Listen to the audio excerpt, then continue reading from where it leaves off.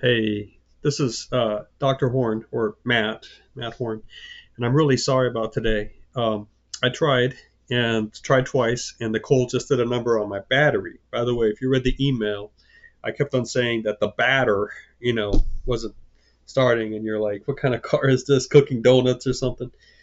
Uh, so I'm going to get it fixed, and I hope to be in class next Saturday for those of you that want to come and talk with me face to face.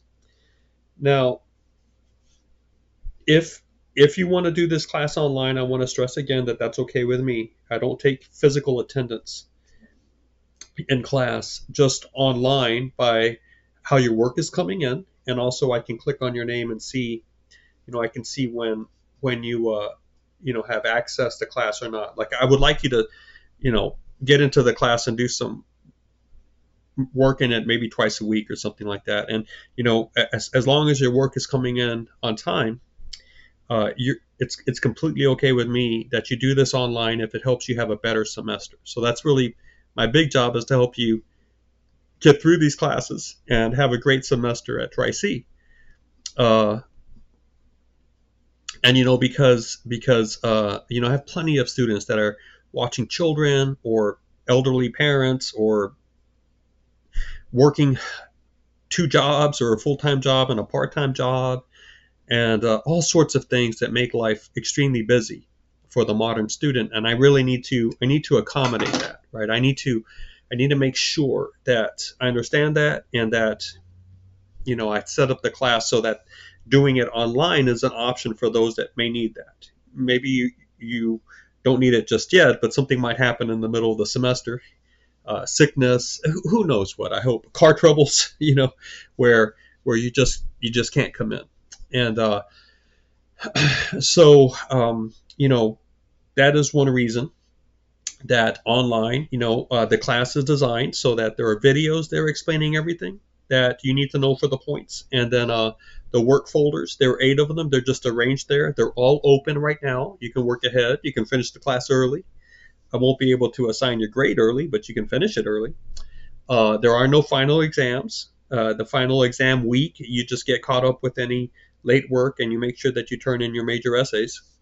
Um, and you'll do fine in the class. Okay, you really will. Uh, if you are deciding to come in on Saturdays, just know a couple things. I'm not going to be presenting anything new on Saturdays, because then the people that are doing it online will miss out, especially if the new thing, is pertaining to assignments or something like that, where, if you don't know it, you're going to have trouble getting the points. Um, in fact, on Saturdays, it's kind of like a glorified office hour for me. And if you come in, I'm going to spend time with you one on one, just talking with you, asking how things are going. If you want me to look at your essays or your work right then and there, bring your computer. We'll do that. But I'm not going to be lecturing or giving out notes or anything on Saturdays. It's just going to be a time for you to come in and see me if you need to do that. Now, I know that this class is labeled as a LAN class. That's one reason I do try to make it in on Saturdays. But I find it much better when I present this option, uh, that it just services students better, and then it allows me to interact one-on-one with the students that really need that or want that. The other thing is, I'm an adjunct professor. Okay, now I want you to understand what that is. That means that I'm not hired full time or really even part time by Tri-C. A part time worker has guaranteed work, 20 hours a week or whatever. I don't have any guarantee. I just get per semester contracts. Okay, and once that contract is over, I am no longer an employee of Tri-C until I get a new one. So you need to understand that I'm a freelancer. Okay, an independent contractor. That's really how it operates. And so I don't have any job security there at Tri-C. If they don't like something I'm doing, they don't ever have to hire me back once I submit the final grades for that semester. Okay, and they don't have to call it a firing. That's what it is. And as an adjunct professor, I get the lowest pay, and I don't get any health insurance at all, at all. okay, by anybody. So it's kind of a challenge, for me to make a living. I have to work at 5 different universities and colleges. Okay, so I'm traveling a lot, and I'm dealing with a lot. And each one of these colleges is not giving me any job security. It's not giving me any health benefits. Okay, and the pay is. There was finally one college in Colorado I refused to work for because the pay was so bad. But unfortunately, higher education is in a crisis right now. It's been in a crisis for about 5 years. It's probably got another 5 years left, or 10. And there are a lot of people out there that are out of work that will do a class for pennies. And, there's a lot of competition out there, is what I'm trying to say. So in order for me to make things work, I have to travel a lot. I have to work with nonprofits. I have businesses on the side I have to do. There's a lot of stuff going on in my life, and I'm not going to be able to come in every Saturday because sometimes I'll be in Texas, sometimes I'll be in Ohio. Excuse me, in Michigan or Iowa or Illinois or Wisconsin. Okay, all over, and it's just you do what you have to do. Okay, so plus for Tri-C, I'm driving an hour to get there, and then I turn around after one class and drive an hour to get back home. I don't get reimbursed for the gas, you know. So the situation means you buy old cars, and then this stuff happens, and there you have it. So I want you to work with me here, and part of my I'm asking for that, and a part of what I want to give in return is to work with you, and to say, listen, relax, you're going to do great in this class. And I want it to be a good experience for you, and also to be the best experience that fits your busy life too. If you need to do it online, please don't worry about that. Go for it, do it. You're going to be okay. Now, I am not one of those professors that gets all wrapped up into one class and over designs it. Okay. In fact, it's very tricky teaching writing. Very tricky. It really is, in terms of like becoming a real writer that can create a text that captures interest, maintains it, and rewards it, and can compete in the highly populated world of literacy outside of college walls. In other words, when you write an essay to me, I have to read it, I have to grade it, okay? But if you were to try to write an essay and put it out there in a magazine or on a website or in a news, would anybody read it? Do you know how to capture interest, maintain it, reward it? Do you know the topics that are relevant to the readership? Do you know the audience? Do you know how to work on the platforms to do this? So, to become that sort of text producer is very different from some of the things we do in College Writing 1 and 2. So I am under no illusion that some of these assignments are going to ever really help you grow as a writer. I'm not sure why we have half of them. I don't really have the leeway to totally redesign the class. I have to work and meet the English department halfway here, more than halfway. They get to design a lot of it, and some of these assignments in the class are sort of out of date, right? I have no idea at all why we don't allow you to do AI more often. You're going to have to learn how to do AI in your class, in your job. And I think that your job as a student is to use AI for research and for maybe the rough draft or whatever, and eventually you have to become better editors, right? You have to be able to take a draft and say, how do I make it better? How do I fix this? How do I make sure the information is correct and the logic is correct?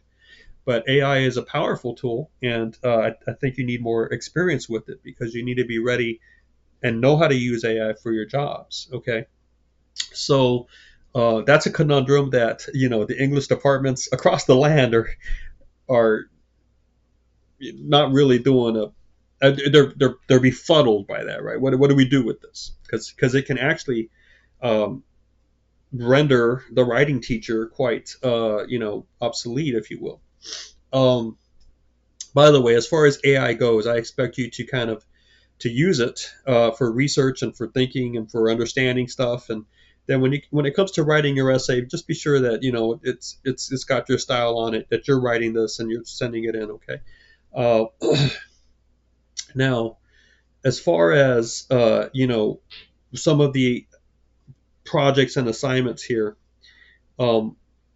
I'm just going to say for the class, if you basically do the reading and do the writing and send it in, give me something to grade, you're going to make a good grade. Okay. And that's just kind of how I do it, because I feel like if you really want to become a better writer, you have to approach it differently. You have to have three things that are lined up. Okay, one is you have to really want it. This is like anything else. Okay, it's going to involve a lot of training, a lot of hard work, and it's got to be something you really want to do.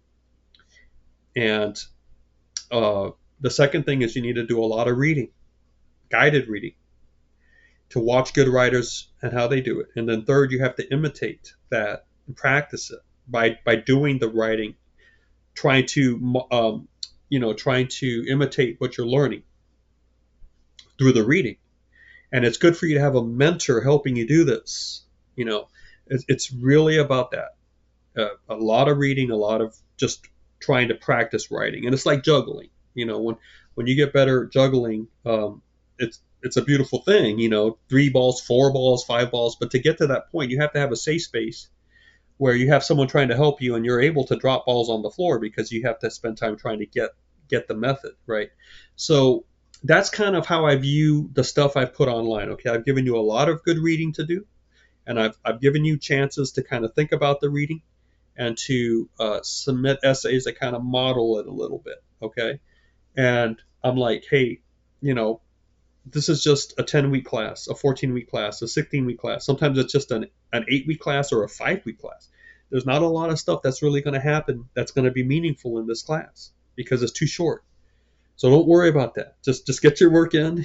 I'll give you a good grade, and you're on to the next class. But if you do want to genuinely grow as a text creator, which many times is, well, classes like this refers to writing, but it could be short movies, videos, film, music. It could be podcasts. It could be poetry, literature, short story, nonfiction, memoir. It could be a lot of stuff, right? There's a different path you need to take than the Comp 1, Comp 2 courses, okay?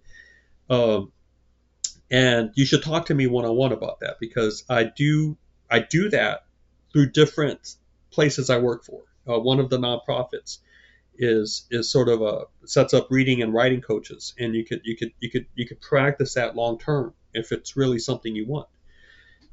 So I guess what I'm trying to say is I realize that the Comp 1 and Comp 2 courses are kind of these classes that are you still have to require to take them, but as far as the question of what actual good it does, in your studies, in your life, that's a big question mark. Okay, it's a big question mark over that. So because I know that, I don't necessarily, I'm not going to be over rigorous with this class, because I don't know exactly how it's going to help you in the long run. Literally in 2 or 3 years, we might be letting you use AI for the research paper, or take things like MLA and APA citation. There's no reason at all you shouldn't be using the computer to help you do that.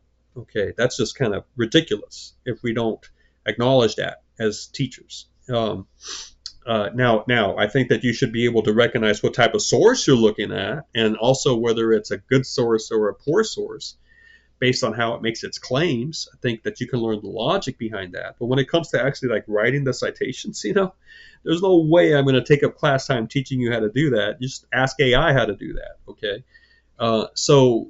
But yet there are some college English classes that really stress stuff like that, and I think it's just a waste of students' time. And I think that the students and the teachers all know that. It's just that the administration can't change it because the accreditation agency won't let them change it. So to make genuine change in big education is a long process.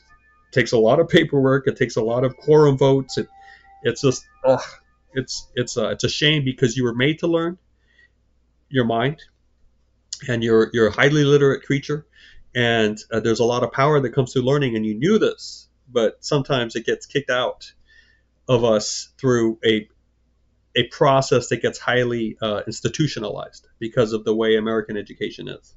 So I don't really care for that, and I want you to understand that what I'm much more concerned about are 2 things.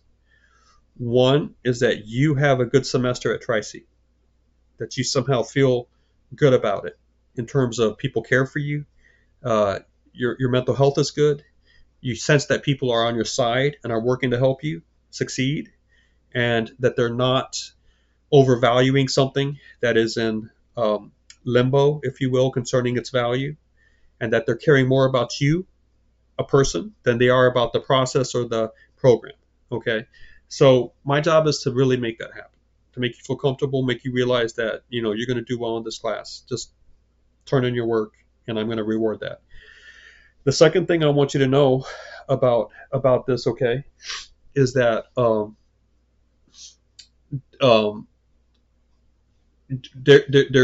there's a sense, right, that how do you really go through these structured courses and come out on the other end with something valuable? Because it's kind of in a mix here, right? We don't know what careers are really going to hold and be open for you in 3 or 4 years because of AI and globalization. Should you really go into accounting? Should you go into radiology? Should you go into paralegal studies? There's big question marks over that, right? So there's this issue of what should college really be doing, right? And my take on this is, well, I need you to help take you on your next step. It's my job to help you find your next step as an intelligent person, and to make you smarter by that next step, whatever that is. If you get struggle reading, then I want you to become a better reader. Maybe that could be your big goal, right? If you have trouble with organization or staying with self-discipline, maybe that's your next step, and maybe this class can help you with that. Okay, so I know that I have to present the class in terms of assignments and syllabus and all of this stuff, but really it's about you taking your next step in terms of growth, intellectual and mental growth. And that next step could be a big one, it could be a small one, I don't know. But that's my job. My job is not to say, oh, they did all the assignments and did great and now they're ready to write a great research paper. No. My job is to say they grew. That's what I'm trying to do. Okay, so I want to make sure that you have a great semester and that you have some sort of growth happening. And I would say that I think that the growth in this class really comes from the reading that I have. I want you to spend time really reading and seeing the author's work, how they create interest, maintain it, reward it. Okay? Now the reward I'm talking about is a sense of interest, that your interest was met, that you stayed curious, that you felt at the end that was not a waste of time, that somehow you had an idea or an insight as you read that was worth having. Now, how do people fail my classes? Okay, so they fail when they just stop working and they don't turn in the assignments.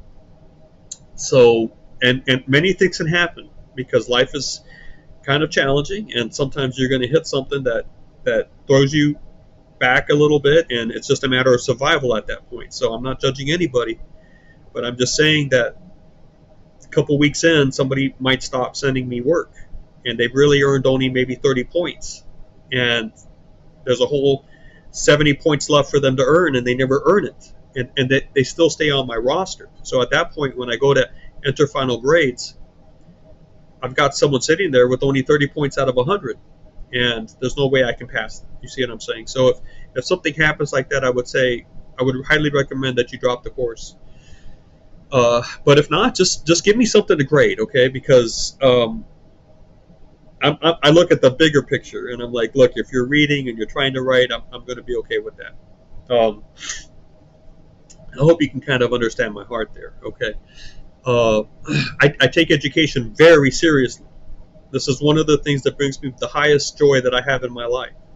But I kind of don't like how education is done in the industry, okay? It has to be much more one-on-one, and it has to have deeper qualities that are very hard to measure, like empathy, mercy, and love, and joy. Those things are very hard to measure, but when those things are there in education, it's very powerful.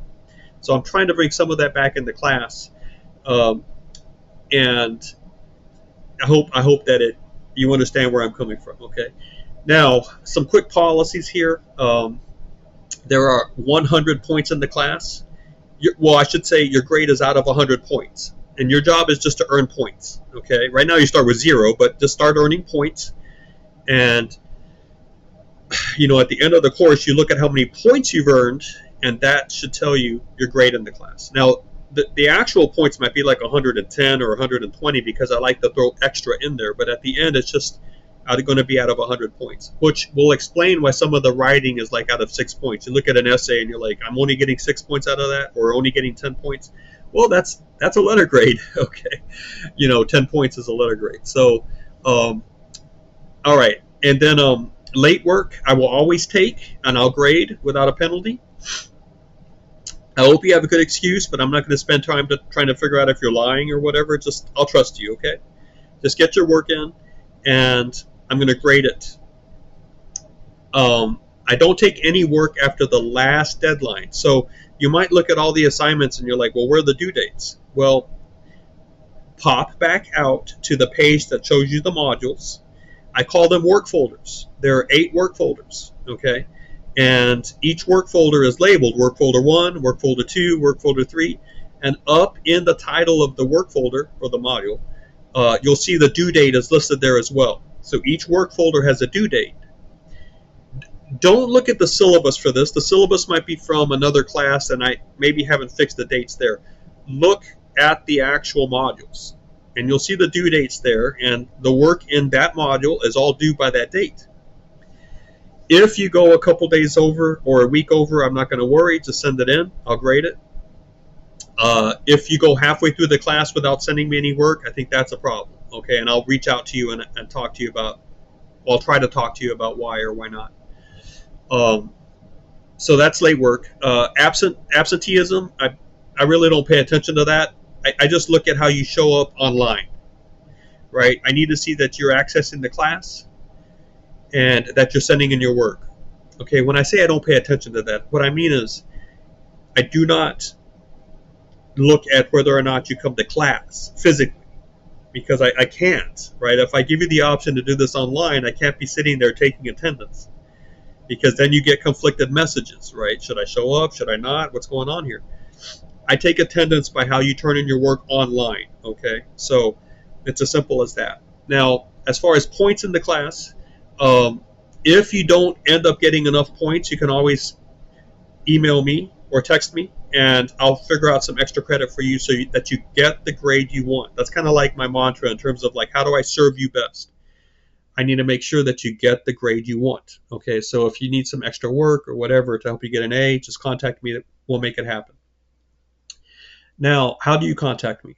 Email is always fine. I'll send you the information about the email because I have 2 of them. One is the Tri-C email, but then there's another one I check every day. If you want to get it now, here we go. Okay, my Tri-C address is Matthew, MATTHEW.Horn, HORN, at tric.edu. Make sure that you have the hyphen, right? tri-c.edu. So again, that's Matthew.Horn at tri-c.edu. The other email address that I use every day is MHORN3, the number 3. So it's mhorn3 at kent.edu, Kent State. So that's KENT.edu. That one I check all the time. Tri-C, I'd be lucky to check it like twice a week. The best way to get a hold of me, right, is to text me. My number is 330-256-1703. I'll repeat that in about a minute, so get a piece of paper if you need it. That to me is that's the best way. You're going to get the answer fast. Just let me know who you are, right? Say, hey, this is Jake from Tri-C, a student from Tri-C, because I don't have you in my contacts. So, and then just ask me or talk to me, and I'll text you back. Okay. You can also call me, and if I can, I'll pick up. If not, leave me a message or text me that you called, and then next time I can pick up, because again, I don't recognize who you are when I just see the call coming in, but that's fine too. So my number is 330-256-1703. I don't know what your other professors do, but this is my policy. This is my personal number. You're welcome to text anytime. Okay.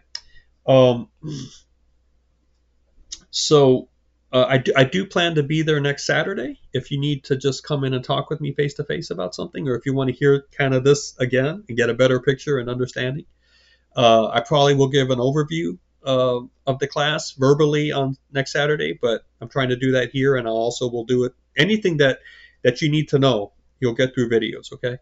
Um, so hopefully I'll see you then if you can come in. I think that I'm going to be traveling the Saturday after that. So like 2 Saturdays from now, I should be in Texas for a couple days, maybe more than that. But I'm going to have to start traveling soon, so I will be missing some Saturdays. I think once we get the course going, usually there's maybe just one or two students that keep on coming in for some reason, and at that point, I probably will be meeting every other Saturday, just because it takes me an hour to get there. Yeah, it takes at least an hour for me to get from where I am right now. If that dumb car out there with its batter would start, I could drive all the way, get there in an hour if the traffic is good, and then I sit there for one class, and then I come all the way back. So I don't get reimbursed for the gas either. So uh, when I have only one class like this there, I usually try to get it going, and then I meet every other week, just because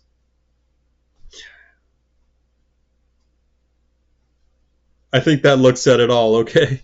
Um, but I want you to know that I'm very approachable, and you can talk to me, and I want to do the very best I can to help you get again the grade you want in the class. So just keep on working. Open up the work folders. I really believe that the value in the class is in the readings. Okay, and if you just do the readings and then send me in something to grade for the writings, you're going to be okay. All right. Uh, I don't want you to be afraid of AI. I think that you should figure out how to use it. You should know that if you send in, what I don't want you to do right now is just to have the whole thing written by AI and then send that in. Well, that's, what's the point at that point? You got to be able to get the first drafts right, and then to say, how do I fix this? How do I make it better? How do I own this, right? And work with that, and then send that in, right? And if there is some problem with like plagiarism or an abusive AI, then I'm going to ask you to write the essay again, just because that's the English policy, right? I have to follow that. But um, now I know that I speak quickly, and I have a lot of different ideas rolling around that I often just jumble together in a video. So sometimes it is worth coming in once or twice just to talk with me and make sure that you have an understanding of what's going on. And so that might be worth it. Let me just take a few minutes now to give you a quick overview of the writing. Uh, I think they're going to be like 6 essays you have to do, 5 or 6. They're all there in the work folders. And, some are just smaller essays that are tied to a specific reading, like summarize this or critique, evaluate this reading, right? Um, but then you have this research paper that you have to write, right? Now you get to pick the topic of the research paper, and then you need to develop it by trying to explain what you're looking at, what's your topic, specific topic, and then you'll need to uh, research it and provide information of what other people are researching on it, and then you work your idea. You develop your insight or the information you want to give me. You cite your sources, right? And then you turn it in at the end of the course. So the research paper is your big paper, and it's going to be sort of the main project for the second half of the course. But you should start now in terms of thinking about what you want to write and researching it, getting the information together. And you'll be writing the paper piecemeal, bit by bit, and you'll get credit for each part. At the end, you put the parts together, okay, and submit it finally again as the final version of it, the whole version. So I think total points for the research paper is like 30. Out of 100, that's 3 letter grades. So um, just go ahead and look at the videos. The videos will explain how to do this, starting I think in work folder 3 or 4, maybe sooner. And just know that you have to work on that major project throughout the course as you do smaller assignments. Okay. Um, So that's just kind of your heads up. Now remember, I think I mentioned already that we don't have a final exam in the class. Okay, uh, we do have the final exam week where you get one extra week to after the regular courses end. The regular schedule ends. You know, you get that final exam week to catch up with any late work and to get your final paper in if you need it. But there is not going to be an exam that you have to come in and sit and do in the class. Okay.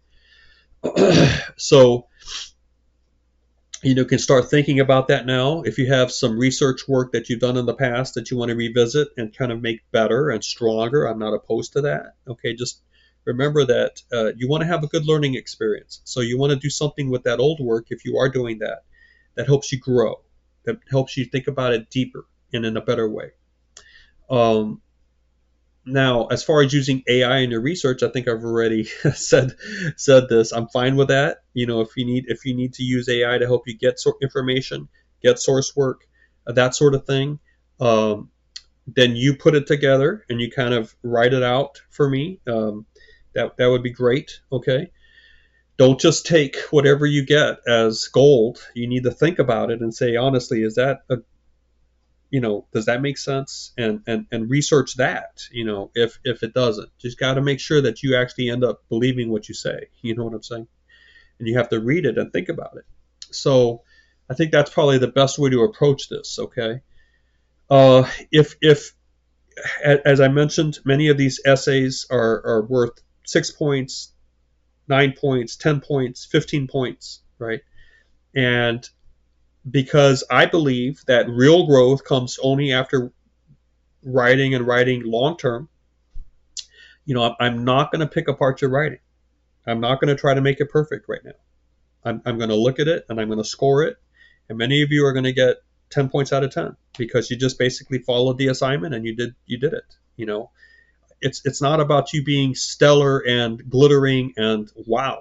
It's about you just doing the grunt work and getting that part of the essay in or that essay in. So, however, if there's ever a point where you don't get 10 points out of 10, you get 8 out of 10 or something like that, or 10 out of 15, it's probably because you just didn't follow instructions.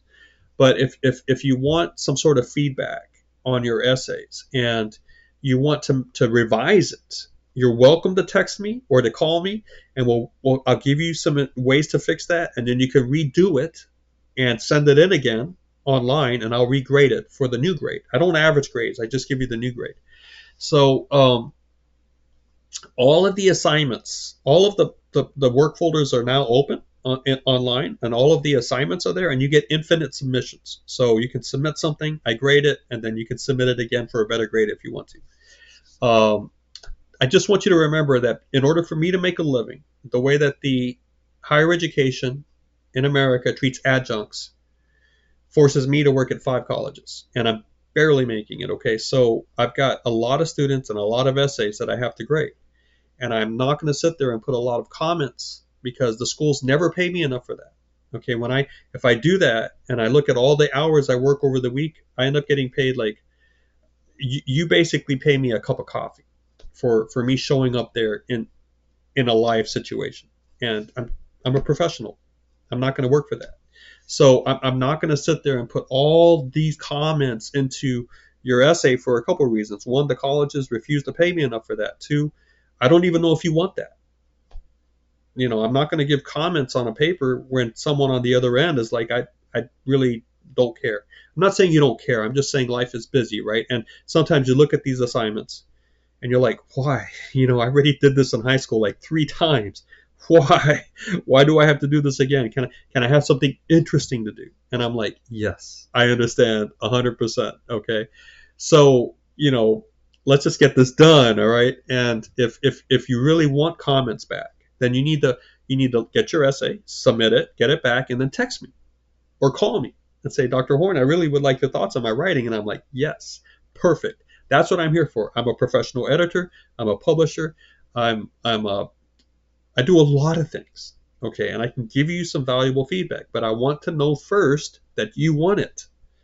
And then the best way to do feedback is to work one-on-one verbally over it. So call me, text me, we can do Zoom, we can do or show up on a Saturday when I'm there and I can look at your work and talk to you about ideas. Writing is too precious to put it in a box and say, oh, here's a list of things to fix. Writing is identity. When you really get involved in it, you realize that you are very close to it in terms of connection and identity with real writing. And there's no way I'm going to try to formalize that. The best way to do it is to develop a relationship through the writing so that I can understand your vision, your heart, your style, and then I can help you, knowing when I can't help you. See, that's important too. It's important for a writing coach and an editor to know when they cannot provide any genuine help, and then they back away. So, this whole let me write comments on the side and tell you how I would fix it, that's not necessarily, it's counterintuitive because it looks like that's how you should grow, but that's not how you grow. That's very passive, and it still doesn't allow you to make your own voice. You have to dig it out of the dirt. You have to create this your own way, and I'm there to support you as you try to do that. Okay, I'm not there to turn you into something that you can never be or shouldn't ever be, because that's not you. All right, and I'll do that if I give you this rubric with all these things for you to fix, and you don't actually question it. Like half the time, you need to be asking me why. Why is it important for me to fix that? But it's very hard in higher ed with classes like this for you ever really to have those discussions with your instructors in a way that those discussions are validated and respected and taken seriously. I don't think it's very hard for us to flex that way when we're trapped in, when we're set into this very rigorous and already crystallized way of doing things, right? So that's kind of why I go rogue with some of this stuff.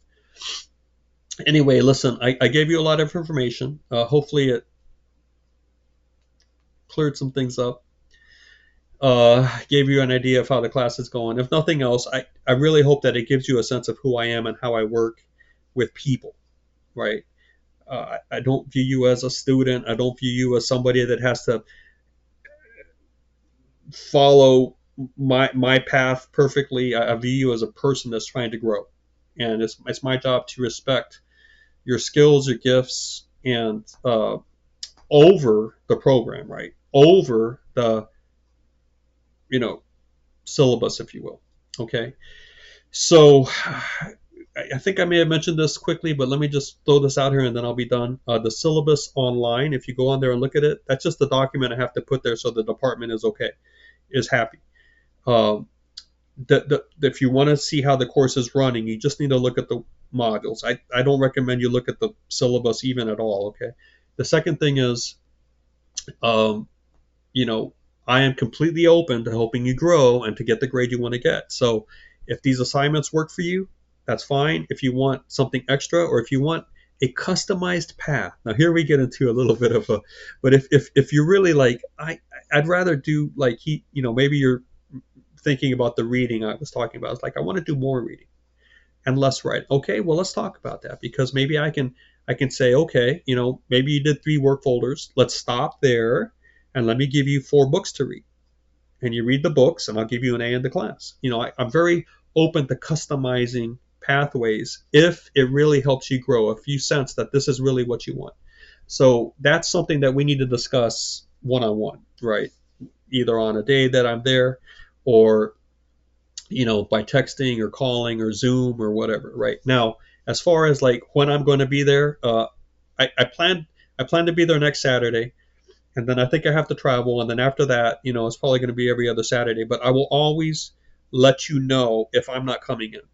Okay, if even if I'm supposed to be there and something happens like today, I will text you or I will put an announcement ASAP, right? As soon as I know that I can't make it, I'm going to put an announcement. And so here's the rule of thumb. If you don't have a text or an announcement saying I'm not coming in, you should check the announcements, right? The emails. Then I should be there if right? Because if I'm not going to be there, I'll always try to let you know, especially if it's a planned absence. If I have to travel, then I'll let you know in a couple of weeks in advance that I'm not going to be there. So that's only if you're coming in for some reason to talk with me, right? Okay, hey, I hope you have a great week. All right, I hope the class begins to make sense as you look through the work folders. Thank you for watching this video and for working with me here. I want to return the favor, so I appreciate it.